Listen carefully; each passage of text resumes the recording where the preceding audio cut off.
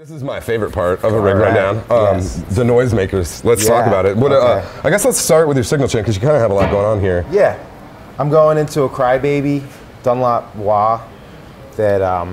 Some pretty gnarly wah and A to B. Yeah, the A to B life stuff. One thing I wanted to be able to do with this wah pedal was to emulate Electro-Harmonix Qtron envelope filter, which is a huge pedal, and it's expensive and it's on one song. So I wanted to. It's it's one of those things where if I could get it going with the wah and like emulate that sound, it's not going to be perfect. But yeah, so what do you cock the wah a little bit? Yeah, so with that, it's just like trying to get like a. It's not as high-endy as the envelope filter, but.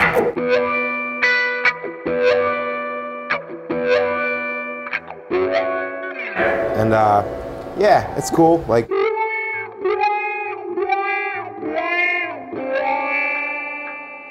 that comes in handy for that solo. It's not too far of a cry for that solo. Yeah, I mean, I don't think it's too. It's pretty cool. I mean, it's like I said, it's really what I use normally when we're touring. I don't need an envelope filter at all, but that wah seems to work out in that capacity, so it's pretty cool. Then we're going into tuner, blah blah blah.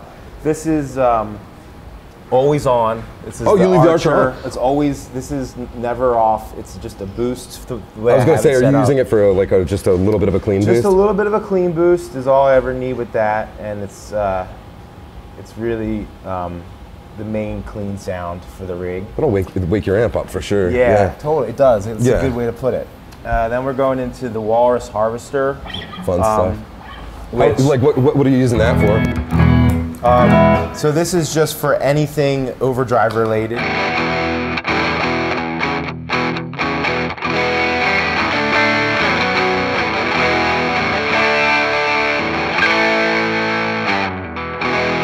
Super bright, super clear.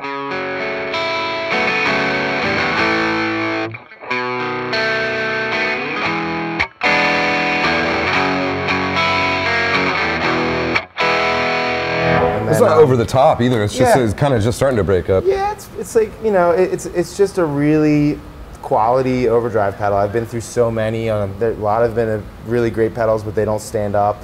They rot out on me or whatever. And this has been a great one. Live, are you working your volume at all?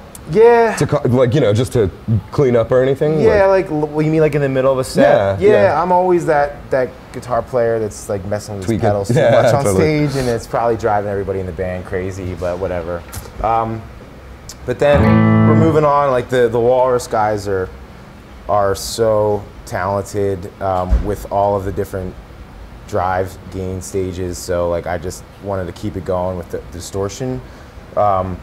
With the Iron Horse, so like this is basically the whole A to B life sound live is.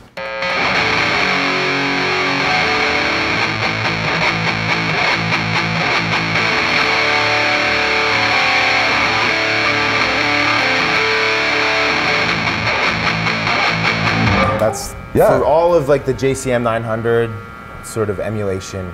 It's all the Iron Horse. So it's Iron Horse, and you're also running. That's correct. A little bit of both. Yeah, I just like the way that the EQ kind of shapes up with both of these together. Sure. And then this just provides. Also gives you a really easy access to little gain, gain, and then a lot of gain. And that's the way I do it every day when I set up.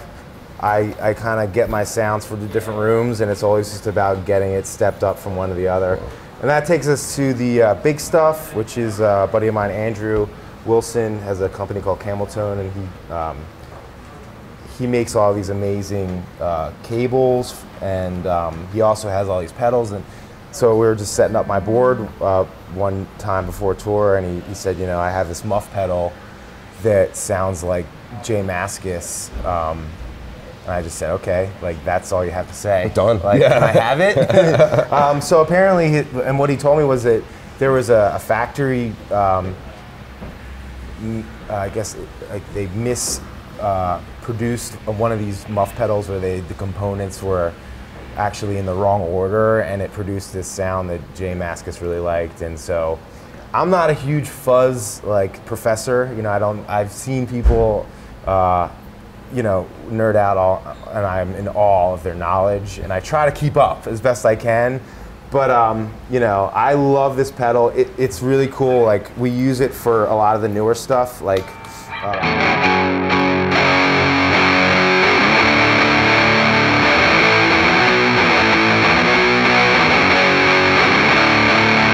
I love the way it just. That sounds like an amp really working. Yeah, and it's cool not to have too much. Yeah, it's cool to have that other cabinet too. But yeah, like.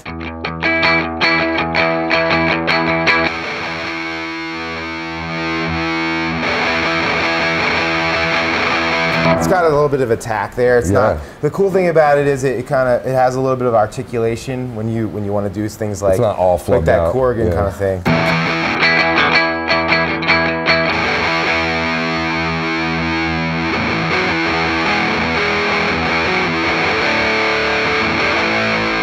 Yeah, that's awesome. Big shout out. That sounds great. Cherub Rock, one of my favorite songs ever. Yeah, it's great. Yeah, so then we go into the X4 flashback.